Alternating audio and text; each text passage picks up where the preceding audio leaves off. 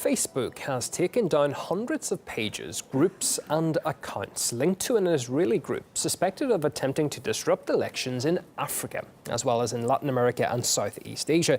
The social network says the Archimedes group spent more than $750,000 on the Facebook and Instagram platforms to, quote, disseminate their content and artificially increase engagement. Well, let's go live now to Israel and RT's Paula Slier. Paula, hi there. What else is Facebook saying about this far-reaching raid on suspicious accounts? Well, what we know is that this has been happening for years, where you have fake accounts that are masquerading either as locals or as local news outlets.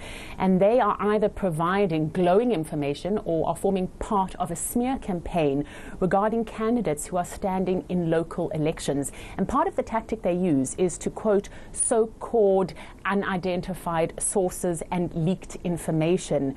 Now, what we're hearing from Facebook is that this has affected countries such as Latin America, numerous countries across Asia and Africa, where essentially the client's wishes have changed the reality on the ground. Facebook saying that this is an extensive Israeli-run political influence campaign.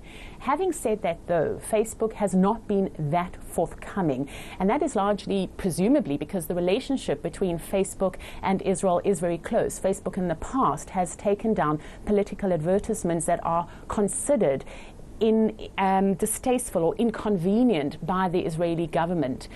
The head of the Facebook cybersecurity policy had this to say. Today we removed 265 Facebook and Instagram accounts, Facebook pages, groups and events involved in coordinated inauthentic behavior. This activity originated in Israel and focused on Nigeria, Senegal, Togo, Angola, Niger and Tunisia, along with some activity in Latin America and Southeast Asia. Now, some of the pages boasted as many as 2.8 million followers. There were also a series of events that were advertised online, but it's not clear whether or not those events actually took place. More than $800,000 is estimated to have been spent over the past 7 years on these advertisements aimed at deception. And a lot of it finds its source in an Israeli corporation that's called the Archimedes Group. Now, we have asked the group for comment, but we're still waiting to receive a response from them. At the same time, a lot of the people or the organizations involved have concealed their identities. Now, there was a similar case with another Israeli organization whose motto was to shape reality.